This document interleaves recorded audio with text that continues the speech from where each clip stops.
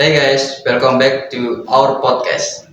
Today we are talking about a hot topic, the massive flood in West Sumatra, North Sumatra, and Aceh.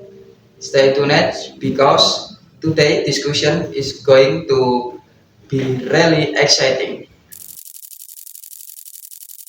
On the 26th of November 2025, floods hit ASA, North Sumatra and West Sumatra due to extreme rainfall. Thousands of homes were affected and residents were displaced. The floodwaters carried large logs that piled up in residential areas. In addition to high rainfall, the floods were allegedly exacerbated by illegal logging. The government urged the public to remain vigilant against subsequent floods. So the big question is, where this flood purely caused by extreme rainfall, or did human action also play a role? To answer that, we have two panelists with us today. On the pro side, we have Atika. Hello guys. On the contra side, we have Lala. Hello guys. And I'm Siti Bawa, the host who will guide the discussion. Alright, let's jump right into the discussion. Atika, just how bad was the rainfall back then? Yes, it was extremely extreme because data from meteorology, climatology, and geophysical agency showed rainfall was reaching 150 to 3,000 millimeter per day. That's already considered extreme. Wow, 300 millimeter in one day. That's like a whole month of rain falling in just 24 hours. Yes, exactly. However, if the rain is not the only cause for rain condition, also play a big role. Interesting point.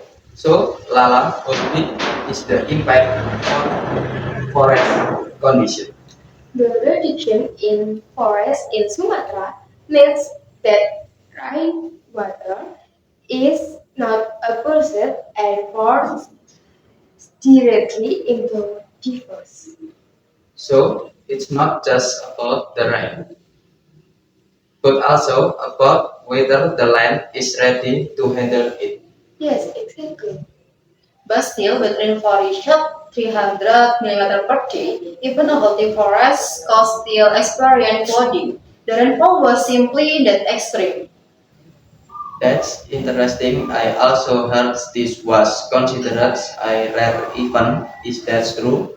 Yes, the Center for Analysis and Application of Geospatial Information for Institut Teknologi Bandung categories this is an R700 to R1000 event. It might occur only once every several hundred years, making it an extraordinary natural phenomenon. So this was just a typical rainy season storm. Definitely not. It may be right, but if the upstorm forest were still intense, the impacts could have been more controlled. Good point. Many residents said they saw land slope being carried away by the flowed waters. What does that indicate? Deforestation makes that soil unable to be held below, so that the waterfall becomes faster and heavy. Alright, before we close, I have final question for both of you. Who do you think is most responsible for this flood disaster? Yes, natural is the main trigger. Extreme rainfall was the direct cause of the flooding. I agree that natural was that main factor, but humans as well responsibility because environmental damage can make things much worse. What an exciting discussion. So today conclusion is clear.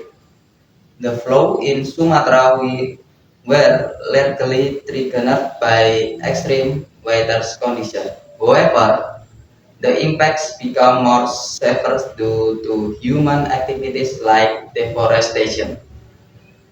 We might not be able to stop extreme rainfall, but we can protect our forests, improve environmental management, and strengthen disaster preparedness.